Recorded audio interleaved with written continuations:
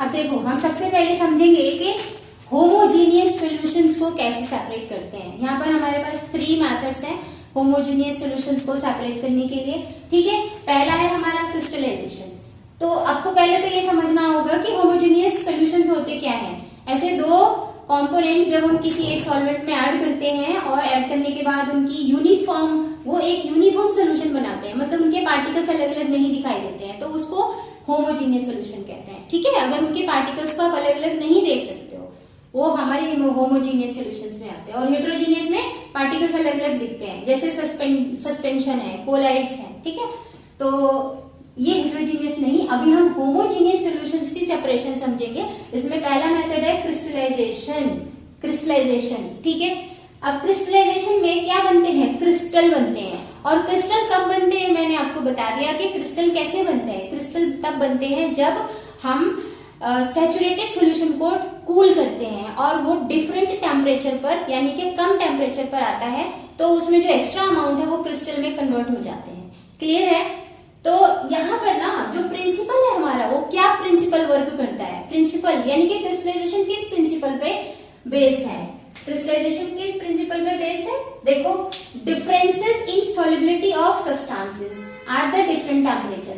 मतलब आपने यहाँ पे डिफरेंट टेम्परेचर क्या लिया था, जब सैचुरेटेड सॉल्यूशन बनाते हो आप, तो यहाँ पे डिफरेंट सैचुरेटेड सॉल्यूशन जब बनाते हो, तो यहाँ पे अगर आपका 60 डिग्री सेल्सियस है और इसको कूल करते हो और कूल करके आप इसका टेम्परेचर 40 डिग्री सेल्सियस तक लाते हो, तो अब यहाँ पे डिफरेंट टेम्परेचर पे इसकी सॉल्युबिलिटी कुछ और रही होगी, है ना। और यहाँ पर 40 डिग्री पे इसकी सॉल्युबिलिटी कुछ और रही होगी। ठीक है, तो ये जो सब्सटेंसेस है ना, डिफरेंस इन सॉल्युबिलिटी, यहाँ पर सॉल्युबिलिटी का डिफरेंस देखा जाएगा।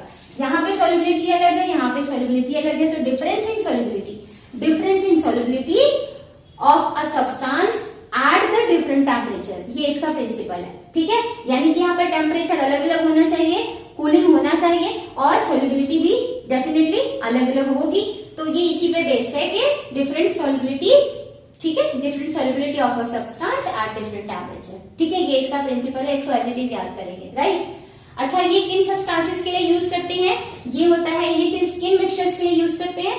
ये देखो, अगर 2 सॉलिड्स हैं, कोई भी 2 सॉलिड है और उनको एक सॉल्वेंट है, सेम सॉल्वेंट है, उसमें उनको ऐड कर दिया और उसको अच्छे से एक सॉल्यूशन बना दिया जो कि होमोजीनियस सॉल्यूशन बन गया है। अब उसमें से सॉलिड ए, उसमें से सॉल्यूट ए और सॉल्यूट बी को कैसे अलग करोगे। सॉल्यूट ए और सॉल्यूट बी को अलग करने के लिए हमें क्रिस्टलाइजेशन का सहारा लेना पड़ेगा। सोल्यूबल इन सेम सॉल्वेंट, मतलब कि 2 सॉलिड है, वो एक ही सॉल्वेंट के अंदर उसको हमने मिक्स कर दिया है और वो सॉल्यूशन बना दिया है। ठीक है, तो ऐसे सॉल्यूशंस के लिए हम ये क्रिस्टलाइजेशन यूज करते हैं, राइट। अच्छा, अब इसमें करना क्या है, स्टेप्स क्या क्या है। सबसे पहले आपको बताया था मैंने कि एक फिक्स टेम्परेचर पर, यानी कि जो टेम्परेचर गिवन है उसी गिवन टेम्परेचर पर हम उसी टेम्परेचर पर उसका सैचुरेटेड सॉल्यूशन बनाएंगे।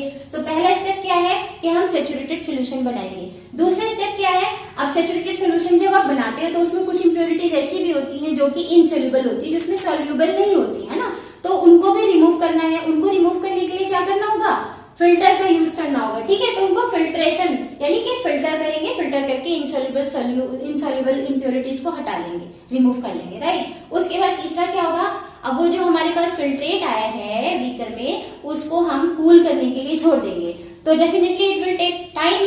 ठीक है, तो धीरे धीरे स्लोली उसको कूल करेंगे। ठीक है, जितना वो टाइम लेगा उतने अच्छे क्रिस्टल्स निकल के आएंगे। और फिर स्लोली कूल करने पर उसके जब वो क्रिस्टल में कन्वर्ट हो जाएंगे, तो हम क्या करेंगे, उसके अंदर जो क्रिस्टल्स बने हैं उनको हम फिल्टर कर लेंगे। यानी कि मतलब सारे जितना अमाउंट एक्स्ट्रा है वही तो होगा ना क्रिस्टल में कन्वर्ट, जितना अमाउंट एक्स्ट्रा है उतना ही अमाउंट हमारे क्रिस्टल में कन्वर्ट होगा।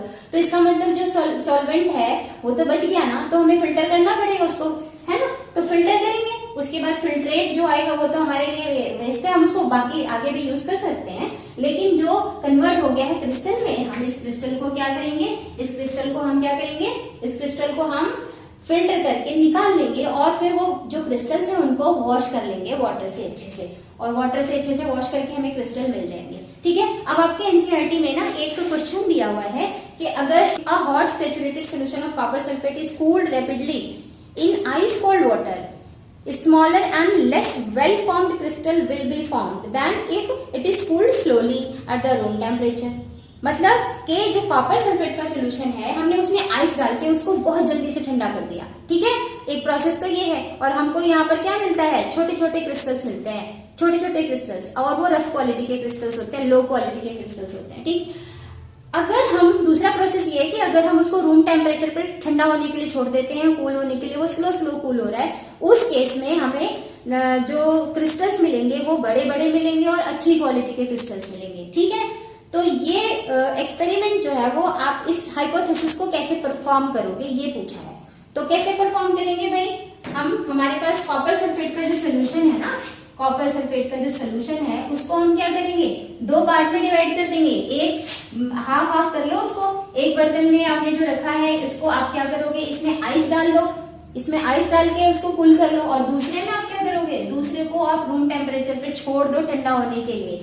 तो you will see after some time, क्या देखोगे, क्रिस्टल जो यहाँ पे है उनकी क्वालिटी छोटे छोटे क्रिस्टल्स आएंगे, और यहाँ पर क्वालिटी अच्छी आएगी और बड़े बड़े क्रिस्टल्स होंगे। तो इसका मतलब क्या हुआ, इससे क्या निकल के आया कि अगर हम सोल्यूशन को, सैचुरेटेड सोल्यूशन को स्लोली कूल करेंगे तो क्रिस्टल्स की क्वालिटी अच्छी आएगी, ठीक है। ये चीज निकल के आई। तो यहाँ पर लिखा भी है कूल द सोल्यूशन स्लोली, इसीलिए लिखा है, ठीक है। तो क्रिस्टलाइजेशन आपको आई होप समझ में आ गया होगा बहुत अच्छे से। अच्छा, क्रिस्टल्स का यूज क्या क्या होता है, एक अच्छे से एक क्रिस्टल का नाम बताओ, एक क्रिस्टल का नाम बताओ। क्वार्ट्ज के बारे में सुना, क्वार्ट्ज क्या होता है, एक्सप्लोरेशन में दिया भी हुआ है कि जो क्वार्ट्ज है ये मेघालय के अंदर एक जगह है, चेरापूंजी आपने सुना होगा, जहाँ बहुत बरसात होती है, ठीक है। अभी तो वैसे सब जगह बरसात ज्यादा हो रही है, तो पहले मेघालय के अंदर चेरापूंजी में सबसे ज्यादा बरसात हुआ करती थी। अभी मेघालय के अंदर जो चेरापूंजी है वहां पर एक केव है, मासमई केव के अंदर नेचुरली कुछ क्रिस्टल्स पाए गए हैं जिनको हम बोलते हैं क्वार्ट्स। और ये जो क्वार्ट्स है ना, ये क्वार्ट्स जो आपने देखा होगा कि हमारे जो घरों में नए नए कलर के, अलग अलग कलर के शीशे लगे हुए हैं, ग्लासेस लगे हुए हैं, वो ग्लासेस इससे बनता है, क्वार्ट्स से बनता है। आप रिंग्स में, ज्वेलरी में, अंगूठियां पहनते हो ना, में यूज होते हैं, राइट, क्लियर है। तो ये आपका है क्वार्ट्ज। अब हमारे घर में जो कॉमन सॉल्ट खाया जाता है, वो कॉमन सॉल्ट कैसे बनता है, उसके क्रिस्टल कैसे बनते हैं, एज यू नो के सी वाटर से बनता है ना। तो सी वाटर जो है, सी वाटर इसको हम पहले क्या करते हैं, कन्वर्ट करते हैं सैचुरेटेड सोल्यूशन में, इसको हम कन्वर्ट करते हैं सैचुरेटेड सोल्यूशन में। इसका मतलब सैचुरेटेड सोल्यूशन बनाते हैं। सैचुरेटेड सोल्यूशन कैसे बनाएंगे, सी वाटर के अंदर वाटर की क्वांटिटी कम कर दो, उसमें मतलब मैक्सिमम मिनरल होने चाहिए, मैक्सिमम सॉल्ट अमाउंट उसके अंदर होना चाहिए, तो उसको हम सैचुरेट बनाएंगे, ठीक है। और ये टेम्परेचर जो होगा एक फिक्स टेम्परेचर होगा, राइट। और इस फिक्स टेम्परेचर पे इसको हम सैचुरेट सोल्यूशन को फिर करेंगे कूल, और ये कूल करने के बाद हमें मिलेगा सॉल्ट के क्रिस्टल्स, इसके सॉल्ट के क्रिस्टल्स मिलेंगे, ठीक है। तो ये इस तरीके से हम सॉल्ट भी बनाते हैं, जो कि नॉर्मल हमारा जो कॉमन सॉल्ट है जो हमारे घरों में खाया जाता है, उसको प्योरीफाई करके हमारे घरों तक पहुंचाया जाता है, ठीक है। तो आई होप क्रिस्टलाइजेशन आपको यहाँ पर एक होमोजेनियस सॉल्यूशन के सेपरेशन में एक क्रिस्टलाइजेशन आपको अच्छे से समझ में आ गया होगा, ठीक है। दूसरा प्रोसेस है डिस्टिलेशन। अब हम डिस्टिलेशन पढ़ेंगे, है ना। घरों में देखा होगा आपने, जब आप पानी बॉईल करते हो या कुछ भी बॉईल करते हो, उस पे जो आपने ढक्कन रखा हुआ है, पतीले के ऊपर जो ढक्कन रखा हुआ है, उस ढक्कन के ऊपर ना कुछ वाटर वेपर्स होते हैं, कुछ ड्रॉप्स दिखाई दे रही होती है ना। वो जो ड्रॉप्स हैं, अगर वो ढक्कन आप नीचे रखते हो तो वो ढक्कन का जो पानी है ना, वाटर ड्रॉप्स, वो फिर नीचे गिर जाता है, या मतलब जहाँ पर भी आप रखते हो तो वो जो डिस्टिलेट है उसको डिस्टिलेट बोलते हैं। मतलब वो वाटर वेपर्स जो आपके वहाँ पे लिड पे इकट्ठे थे ना, वो आपका डिस्टिल वाटर, एक तरीके से वो डिस्टिल वाटर है। तो मतलब ये प्रोसेस जो है आपका डिस्टिलेशन हुआ, राइट। तो हम डिस्टिलेशन घर में अक्सर करते रहते हैं। तो उस डिस्टिलेशन को प्रोफेशनली कैसे करोगे आप, देखो डिस्टिलेशन किन मिक्सचर्स के लिए यूज करते हैं। डिस्टिलेशन हम यूज करते हैं ऐसे दो लिक्विड्स, क्या कैसे लिक्विड्स होंगे, दो लिक्विड्स होंगे जो कि मिसिबल है। मिसिबल का मतलब दोनों आपस में अच्छे से मिल जाते हैं, है ना, आपस में मिल जाते हैं और उनको हम अलग अलग नहीं देख पा रहे। जैसे तेल को पानी में डालते हैं तो वो तो नहीं मिलते ना, वो इमिसिबल होंगे, है ना। तो यहाँ पर हम मिसिबल लिक्विड्स की बात कर रहे हैं, मिसिबल लिक्विड्स की, ठीक है। मिसिबल लिक्विड्स जो आपस में मिल जाएंगे, ऐसे मिक्स हो जाएंगे कि आप उनको अलग अलग नहीं देख सकते हो। तो ऐसे दो मिसिबल लिक्विड्स को अगर आप मिला देते हो, गलती से मिल गया या कैसे भी, तो उनको सेपरेट तो करना पड़ेगा ना, है ना। तो उनको सेपरेट करने के लिए हम क्या करते हैं, डिस्टिलेशन का यूज करते हैं। लेकिन आपको इसमें एक बहुत इंपॉर्टेंट चीज का ध्यान रखना है, क्या, यहाँ पर दोनों मिसिबल लिक्विड्स के बॉइलिंग टेम्परेचर के बीच में डिफरेंस एटलीस्ट 25 डिग्री सेल्सियस होना चाहिए। 25 डिग्री सेल्सियस होना चाहिए, उन दोनों के बॉइलिंग पॉइंट में डिफरेंस इतना होना चाहिए, तभी जाकर के वो सेपरेट होंगे। मान लो अगर डिफरेंस आपका यहाँ पर होता क्या है, देखो इसका प्रोसेस समझ लो कि अगर हम जब हम इसमें करते क्या है, स्टेप क्या है, स्टेप समझ लो पहले। ये separating of two miscible liquids having different boiling temperature. अब यहाँ पर डिफरेंट बॉइलिंग टेम्परेचर तो होगा, लेकिन डिफरेंट बॉइलिंग टेम्परेचर जो होगा दोनों का बॉइलिंग टेम्परेचर के बीच में डिफरेंस 25 डिग्री सेल्सियस होना चाहिए, ठीक है। स्टेप्स क्या है, देखो स्टेप्स सबसे पहले हम क्या करेंगे, लिक्विड सोल्यूशन को जो हमारे पास है ना, उसको हीट करेंगे। जब आप हीट करने स्टार्ट करोगे तो इवापोरेशन स्टार्ट होगी, इवापोरेशन स्टार्ट होगी तो उसके बाद एक धीरे धीरे करते हुए बॉइलिंग टेम्परेचर को वो मीट करेगा। कौन मीट करेगा, जिसका बॉइलिंग टेम्परेचर लो है, ठीक है। दोनों में से जिसका बॉइलिंग टेम्परेचर लो है या बॉइलिंग पॉइंट लो है, वो पहले अपने बॉइलिंग पॉइंट को रीच करेगा और वो जल्दी से वेपर्स में कन्वर्ट होना शुरू हो जाएगा, ठीक है। तो जो पहले कन्वर्ट होना शुरू हो जाएगा उसको हम क्या करेंगे, उसके वेपर्स को हम कलेक्ट करेंगे, ठीक है। उसके वेपर्स को कलेक्ट करेंगे और फिर वो वेपर्स जब कलेक्ट हो गए तो उसको हम कूल कर लेंगे, और वही वेपर्स जो है उनको हम कूल करके उनको फिर क्या करेंगे, वही हमारा डिस्टिलेट है, ठीक है। अगर यहाँ पर हम एक एग्जाम्पल लेते हैं, एसीटोन और वाटर का। तो एसीटोन आपको वही होता है जो कि आपकी नेल पॉलिश में होता है ना, नेल पॉलिश में जो होता है उसको आप लगा लेते हो। तो मतलब एसीटोन जो है आपका ये वॉलेटाइल सब्सटेंस है। वॉलेटाइल का मतलब अगर इसको हवा में खुली छोड़ दो तो ये अपने आप उड़ जाता है, अपने आप चला जाता है, खत्म हो जाता है ना। तो यहाँ पर एसीटोन और वाटर का सोल्यूशन है और इसको हमें क्या करना है, दोनों मिक्स होकर के ऐसे बन जाते हैं कि आप उन्हें पहचान नहीं सकते कि वाटर का पार्ट कौन सा है, एसीटोन का पार्ट कौन सा है, ठीक है। तो यहाँ से हमें वाटर से एसीटोन को अलग करना है। वाटर का बॉइलिंग टेम्परेचर आपको सबको पता है 100 डिग्री सी होता है, ठीक है। एसीटोन का बॉइलिंग टेम्परेचर 50 डिग्री सेल्सियस होगा, ठीक। अब यहाँ पर देखो डिफरेंस कितना है, 25 से ज्यादा है, 25 डिग्री सेल्सियस से ज्यादा इनके बीच का डिफरेंस बॉइलिंग टेम्परेचर का, राइट।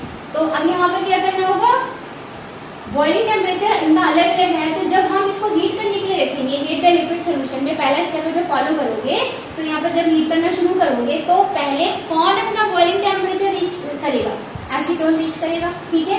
एसीटोन रीच करेगा तो एसीटोन जो है वो पूरा का पूरा बॉयल होकर के कहाँ पे आ जाएगा, उसके वेपर्स जो है मतलब हमारे पास इकट्ठे हो जाएंगे, और उड़ेंगे। तो मतलब यहाँ पर आप क्या करोगे, इस पूरे सोल्यूशन को आप क्या करोगे, हीट करोगे, ठीक है। और हीट करने के बाद क्या होगा, वेपर्स ऑफ एसीटोन हमारे यहाँ इकट्ठे होंगे और फिर वेपर्स ऑफ एसीटोन को हम कूल करेंगे, कूल द एसीटोन वेपर्स, याद रखो इसको, एसीटोन वेपर्स को कूल कर लेंगे और ये हमें एसीटोन हमारा वाटर से सेपरेट हो गया, ठीक है। तो अब यहाँ पर ये हो क्या रहा है, इसको हम इसको नॉर्मल अपने घर में कर सकते हैं, नहीं। इसको परफॉर्म करने के लिए एक सेटअप करना होगा, जिसको आप अपनी बुक में देख सकते हो, सेटअप करना होगा जो आपके एक्सप्लोरेशन के अंदर बहुत अच्छे से डिफाइन किया हुआ है, उसको समझते हैं। देखो आपके बुक के अंदर एक सेटअप दिया हुआ है जिसमें एक फ्लास्क है, राउंड फ्लास्क, ठीक है। एक राउंड फ्लास्क है। अब ये जो राउंड फ्लास्क है ना, इस राउंड फ्लास्क में क्या रखा हुआ है, एसीटोन और वाटर का सोल्यूशन रखा हुआ है, ठीक है। नीचे से इसमें है और बर्नर को ऑन किया हुआ है, इसको हीट किया जा रहा है। हीट करने के बाद अब आपने क्या देखा होगा कि इसमें थर्मोमीटर भी ऐड किया हुआ है। इस थर्मोमीटर से थर्मोमीटर को ऐड करने का पर्पस क्या है, जिससे कि हम टेम्परेचर नोट कर सकें, ठीक है, टेम्परेचर देख सकें कि कितना टेम्परेचर पहुंचा है, ठीक है। अब यहाँ से एक कनेक्टिंग आपको एक ट्यूब दिख रही है, कनेक्टिंग ट्यूब लाइक स्ट्रक्चर दिख रही है, जो कि एक कॉनिकल फ्लास्क में लेके जा रहे हैं इसको हम, है ना। लेकिन ये जो ट्यूब है ना, इसके चारों ओर आपको दिखाई दे रहा होगा कि एक ब्लू कलर से कुछ कवरिंग या एसीटोन और वाटर के मिक्सचर को जब गर्म करोगे तो यहाँ से वेपर्स निकलेंगे, जो भी पहले वेपोराइज होगा कौन होगा, यहाँ पर डेफिनेटली एसीटोन वेपोराइज होगा। तो एसीटोन के वेपर्स जब निकलेंगे तो इस ट्यूब से जाएंगे, ठीक है, कोनिकल फ्लास्क में। लेकिन कोनिकल फ्लास्क में जाएंगे तो इसको बीच में क्या कर रहे हैं हम, उनको कूल करना है। तो ये जो कूल करने के लिए इसके दोनों चारों तरफ देखो क्या दिखाई दे रहा है, वाटर कंडेंसर लगा हुआ है, वाटर कंडेंसर, ठीक है। ये वाटर कंडेंसर लगा हुआ है, वाटर कंडेंसर में पानी चलाया जा रहा है और इस वाटर की हेल्प से ये वेपर्स कूल हो रहे हैं और कूल होकर के कहाँ पे इकट्ठे हो रहे हैं, कोनिकल फ्लास्क में इकट्ठे हो रहे हैं, जो कि आपका एसीटोन सेपरेट हो गया वाटर से। तो ये पूरा सेटअप हमें करना पड़ेगा, तब जाकर के हम एसीटोन को वाटर से सेपरेट कर पाएंगे। तो आई होप आपको यहाँ पर डिस्टिलेशन भी समझ में आ गया होगा। यहाँ पर एक टर्म और आता है फ्रैक्शनल डिस्टिलेशन, फ्रैक्शनल डिस्टिलेशन भी हम यहाँ पर समझेंगे।